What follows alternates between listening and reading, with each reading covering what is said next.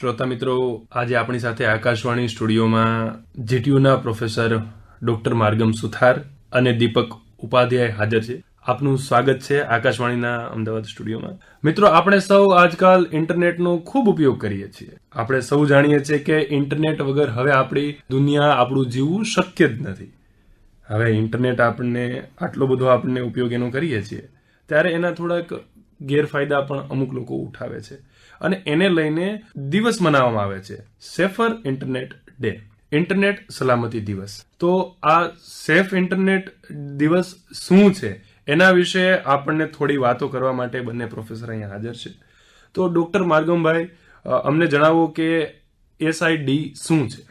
Safe internet day આપણે અહીંયા આ વખતે 10 ફેબ્રુઆરીના દિવસે 2026ના દિવસે આપણે ઉજવી રહ્યા છીએ. અને એ દિવસ એટલા માટે ઉજવીએ છીએ કે જેના કારણે આપણા દેશના દરેક નાગરિક જે છે એ બધા જ સાયબર સિક્યોરિટીના કારણે થતા ફ્રોડ્સ અને એના કારણે થતી તકલીફોથી અવેર થાય છે. પેરેન્ટ્સ છે, સ્ટુડન્ટ છે, બાળકો છે, કે જેના કારણે ડિફરન્ટ ટેકનોલોજીસ જે આપણે અત્યારે અપગ્રેડેશન થઈ રહી છે અને એ ટેકનોલોજીના કારણે જે એમના સાથેના તકલીફો થઈ રહી છે અને એ બધાથી એ લોકોને અવેર કરી અને એનાથી કઈ રીતે બહાર નીકળવું એના માટેના જે ઉપાયો છે અને જે એમને તકેદારી રાખવાની છે જુદી જુદી જાતની, એ તકેદારીથી એમને અવગત કરવા માટે આપણે આને ઉજવી રહ્યા છીએ. તો આ વખતેની સીડ 2026ની થીમ શું રાખવામાં આવી છે? સીડ 2026ની આ વખતની જે થીમ છે, AI ટેકનોલોજી અને સ્માર્ટ ટેકનોલોજીનો કઈ રીતે ઉપયોગ કરવો એના ઉપર રાખવામાં આવેલી થીમ છે. તો હવે આ જે SID છે, સેફર ઇન્ટરનેટ દિવસ, તો આ પ્રોગ્રામનું દેશભરમાંથી અવલોકન કોણ કરવાનું છે? सेफर इंटरनेट डे भारत सरकार का जो मिनिस्ट्री है, ministry of electronics and information technology, जो साइबर सिक्योरिटी के अंदर जो डिजिटल डेटा प्रोटेक्शन है पूरे भारतवासियों का, उसका पूरा मैनेजमेंट करता है. उसके लिए स्कीम लेके आती है. उसके लिए जो नागरिक है वो कैसे डिजिटल सेफ रह सकते हैं, उसके सारे प्रोग्राम्स करती है. इसी के अंदर जो सेफर इंटरनेट डे है, इसके अंदर जितने भी इंस्टीट्यूट है, जितने भी ऑर्गेनाइजेशन है, उसके अंदर टीचर्स, स्टूडेंट और जो भी एम्प्लॉयज है, उनके लिए तरह तरह के प्रोग्राम ऑर्गेनाइज किए जाएंगे कि सेफ्टी के साथ आप इंटरनेट का कैसे यूज कर सकते हो. क्यों? क्योंकि जैसे आपने बताया कि आज इंटरनेट के बिना कुछ नहीं हो सकता, क्योंकि आपको बैंकिंग से लेके नॉर्मल अगर किसी के साथ बात भी करनी है तो वो सब उस हर एक चीज के लिए इंटरनेट की जरूरत है. लेकिन अच्छे लोगों के साथ साथ इस दुनिया में कुछ बुरे लोग भी हैं जो अपने स्वार्थ के लिए इंटरनेट का दुरुपयोग करते हैं. वो तरह तरह के स्कैम करते हैं. तो उनसे बचाव कैसे कर सकते हैं? अगर किसी के साथ कोई प्रकार की घटना हो जाती है तो रिपोर्ट कहाँ करना है, वो सभी प्रकार के जो विषय है वो इस सेफर इंटरनेट डे में जो वक्ता होंगे वो अपने जहाँ पे भी कॉलेज के अंदर, स्कूल के अंदर, ऑर्गेनाइजेशन में जाएंगे, उसके बारे में चर्चा करेंगे, लोगों को अवेयर करेंगे. ખૂબ સરસ રીતે સમજાવ્યું દીપકભાઈ તમે. હવે અત્યારે એક નવો શબ્દ ટ્રેન્ડમાં ચાલે છે. પહેલા તો ટ્રેન્ડ એ જ નવો શબ્દ છે આપણા સૌ માટે, અને એમાં પણ એક નવો શબ્દ અત્યારે ટ્રેન્ડમાં ચાલે છે કે AI. જે કોઈ વ્યક્તિ હોય એના મોઢે એક એવું જ શબ્દ સાંભળવા મળે છે કે AI આ કરશે, AI તે કરશે. તો AI છે શું અને AI નો ઉપયોગ શું છે? AI मतलब आर्टिफिशियल इंटेलिजेंस. ये शब्द नया नहीं है. ये शब्द 1980-70 के दशक में भी था. इसकी उस समय भी किताबें होती थी, लेकिन AI को यूज करने के लिए जो क्षमता, जो रिसोर्सेज चाहिए थे, वो उस समय तक एक्सप्लोर नहीं हुए थे इतने.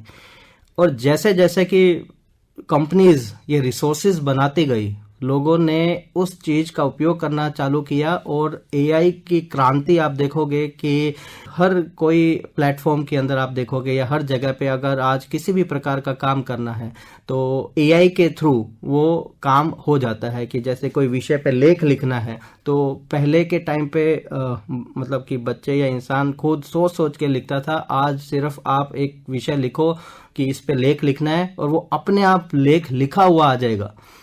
तो ये सब आर्टिफिशियल इंटेलिजेंस की वजह से है. और दूसरे विषय में अगर मैं साइबर सिक्योरिटी के विषय में AI की खासकर बात करूं तो आप उसके लिए आपको समझना पड़ेगा कि विदेश में क्या चल रहा है और भारत में क्या चल रहा है. जब हम इस संसार की बात करते हैं तो जिसमें 3 युद्ध अभी जो खासकर जैसे चले या बीच में जो हुए, उनमें आप मानो कि जैसे रशिया यूक्रेन का युद्ध हुआ, उसमें एआई का क्या उपयोग था? आपने न्यूज़ पढ़ा होगा तो उसमें यूक्रेन की तरफ से कुछ ड्रोन गए थे रशिया के अंदर, और एआई ड्रोन में एआई तकनीक लगी हुई थी जिससे ड्रोन ने यह पहचाना कि मैं उस जो फाइटर जेट है, जो भी प्लेन है उनका, मैं किस हिस्से में जाके भिड़ जाऊं कि सबसे ज्यादा नुकसान होगा। वो एआई के उपयोग से उस ड्रोन ने पहचाना। आप ताकत समझिए कि एआई की, कि ऐसे फाइटर जेट में हो सकता है कि वो कहीं पे भी जाके ड्रोन फटेगा तो इतना नुकसान नहीं होगा, लेकिन एआई ने उसको एनालिसिस किया कि मुझे उसी जगह पे जाके भिड़ना है ताकि सबसे ज्यादा नुकसान हो। तो युद्ध हो चाहे अच्छे काम के लिए कुछ भी हो, हर जगह एआई का उपयोग हो रहा है। दूसरी तरफ कि आज एक कंट्री दूसरे कंट्री पे अगर वॉर होती है तो सबसे पहले साइबर वॉर होती है, उसको साइबर वॉरफेयर बोलते हैं। एक कंट्री दूसरे कंट्री को अगर हराना है तो बिना साइबर वॉर के ये पॉसिबल नहीं है। अपने हर कंट्री के अंदर क्रिटिकल इंफ्रास्ट्रक्चर होते हैं, जैसे कि पावर प्लांट हो गया, न्यूक्लियर पावर प्लांट हो गया, या तो एक कंट्री दूसरे कंट्री के नज़र रखती है कि हम साइबर सिक्योरिटी उसकी कैसे कमज़ोर करें या हम किस प्रकार से करें, ताकि क्योंकि ये अर्थव्यवस्था है पूरी, उसमें आज जो भी उपयोग कर रहे हैं बनाने के लिए, जो वॉर हेड्स बोलो जिससे साइबर के, तो उसमें एआई का ही यूज़ होता है। तो अच्छे चीज़ों के साथ साथ जो डिस्ट्रक्शन जिसे बोलते हैं उसके अंदर ये एआई आ गया। और हद तो तब होती है कि आज जैसे 28 जनवरी को एक कुछ लॉन्च हुआ था, उसका कंक्लूजन ये निकला कि जो बोट होता है, बोट मतलब कि इंसान ऑपरेट नहीं कर रहा है, बोट मतलब कि एक कंप्यूटर का प्रोग्राम है, वो सब कुछ कर लेता है, और लाखों के बोट्स आपस में बात कर रहे हैं। उन्होंने अपना एक खुद का रिलीजन बना लिया। यूं इंसान के तो कहीं बीच में है ही नहीं, और वही बोट आपस में बात कर रहे हैं। वही तो मतलब कि जो आप मूवीज में देखते थे कि एलियंस होते हैं या इंसान नहीं है, रोबोट्स है, या वो समय अब दूर नहीं लग रहा है। आप देखना कि 20-30 सालों के अंदर जिस प्रकार ये मतलब 4-5 दिन के अंदर इस बोट ने जो अपना दिखाया है, एआई प्रोग्राम होता तो ये बना तो एआई प्रोग्राम से है, लेकिन ये एआई का बहुत गंभीर विषय है। स्कैम एक तरफ है और बोट सब कुछ कर रहे हैं। आज आपको एक मैसेज आएगा जिससे आप देख के खुश नहीं होंगे, लेकिन वो इंसान ने नहीं भेजा होगा, हो सकता है वो किसी बोट ने भेजा हो। आपके साथ फ्रॉड हुआ है अभी तक तो, जैसे मानो कि इंडिया हो गया या इंडिया से बाहर दूसरे कंट्री, वहां पे स्कैमर्स बैठे हैं और वो फ्रॉड कर रहे हैं। आने वाला समय क्या है? आने वाला समय ये है कि बोट अपने आप फ्रॉड कर लेगा, पैसा अपने आप अकाउंट में चला जाएगा, और वो ये दिन दूर नहीं है। आपने तो यह है कि फायदे से ज्यादा तो नुकसान गिना दिए। तो ये जो अभी जो खतरा हमारे सर पर जो मंडरा रहा है, बहुत सारी अच्छी बात भी आपने बोली, तो इसके लिए सुरक्षा मापदंड क्या क्या हो सकते हैं? एआई की सुरक्षा के लिए खासकर जो सभी वक्ताओं को देखना पड़ेगा कि किस किस प्रकार के होते हैं। जैसे कि ऑडियो, आजकल जो ये अवेयरनेस के रिलेटेड बहुत ज़रूरी है कि कई बार फ़ोन कॉल भी आता है तो वो क्लोन ऑडियो होता है, कोई वीडियो भी आती है तो वो क्लोन होती है। तो कभी भी अगर कोई ऑडियो आए और पैसा मांगे तो उस व्यक्ति को आप खुद फ़ोन करके कंफर्म करो।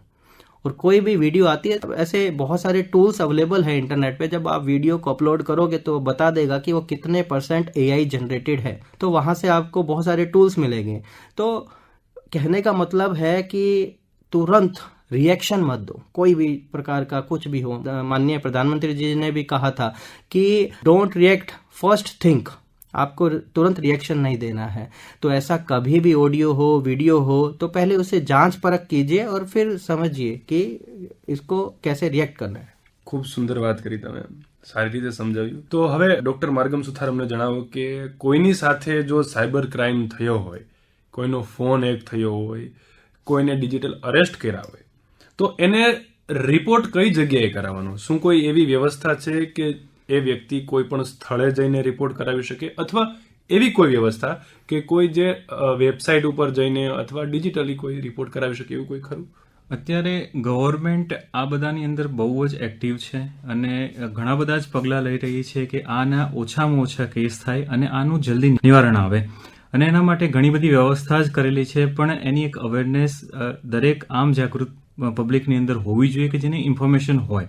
એના માટે પહેલું જ ઇન્ફોર્મેશન એ છે કે 1930 ઉપર કોઈપણ જાતનો કંઈ પણ ફ્રોડ થઈ રહ્યો છે, સાયબર સિક્યોરિટી રિગાર્ડિંગ કંઈ પણ છે, તો પહેલાં એના ઉપર તમે કોલ કરીને જાણકારી આપી શકો છો કે મારી સાથે આ વસ્તુ થયેલી છે અને આને ઇમરજન્સીના ભાગરૂપે હું એમાં શું પગલાં લઈ શકું છું.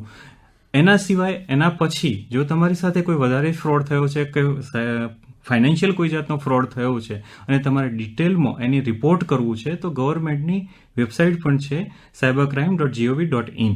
એના ઉપર જઈને તમે તમારી લેખિતમાં ફરિયાદ આપી શકો છો અને એના ઉપર ઇમિડિયેટલી એક્શન લેવાઈ રહ્યા છે કે તમે લેખિતમાં ફરિયાદ આપીને કહી શકો છો કે મારી સાથે આટલા ફાઇનાન્શિયલી આટલા ફ્રોડ થયેલો છે કે મારી સાથે આ પણ કંઈ વસ્તુ થયેલી છે. અને છતાં પણ એક ફિઝિકલી જો તમારે કોઈ જગ્યાએ ઇન્ફોર્મેશન આપવી છે અને ફિઝિકલ ભાગરૂપે તમારે જઈને રિપોર્ટ કરવું છે તો નજીક સાયબર ક્રાઇમ પોલીસ સ્ટેશન પર જઈને તમે તમારી કમ્પ્લેન આપી શકો છો અને ત્યાં તમને કહી શકો છો કે મારી સાથે આનું કરીશું, મારે શું કરવું જોઈએ. તો એની અંદર ગાઈડન્સ પણ લઈ શકો છો, ઇન્ફોર્મેશન પણ મેળવી શકો છો. ખૂબ જ સુંદર અને જાણકારી હોય એવી માહિતી તમે અમને આપેલી છે.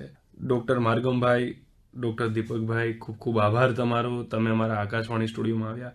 પણ જતા પહેલા ખાલી એક મેસેજ અમારા શ્રોતા મિત્રોને શું આપશો કે એ લોકો આ ઇન્ટરનેટ ફ્રોડથી બચી શકે? હંમેશા આપણી સિસ્ટમ જે કંઈ છે, આપણે જે કંઈ યુઝ કરી રહ્યા છે, મોબાઈલ યુઝ કરી રહ્યા છે, કમ્પ્યુટર યુઝ કરી રહ્યા છો, તો એ સિસ્ટમ હંમેશા અપડેટેડ રાખો. એના જે પણ તમે અપડેટ કરો છો એના નવા નવા પેચીસ એની અંદર એડ થતા જાય છે અને સિક્યોરિટી એની અપગ્રેડ થતી જતી હોય છે. તો હંમેશા તમારી સિસ્ટમ અપડેટેડ રાખો. કોઈ પણ ઓથેન્ટિકેશન છે, કોઈ પણ વેબસાઇટ છે કે તમે કોઈ પણ જગ્યાએ લોગિન કરી રહ્યા છો, એનું 2 ટાઈપ વેરિફિકેશન પણ અત્યારે આપી રહ્યા છે. એ વેરિફિકેશનનો યુઝ કરો. ઓકે, તમારો OTP સાથે એને લિંક રાખો કે મોબાઈલ નંબર સાથે લિંક રાખો. દરેક વસ્તુ लिंक रखनी चाहिए. मेरी तरफ से खास जो सीनियर सिटीजन हैं उनके लिए मैसेज रहेगा.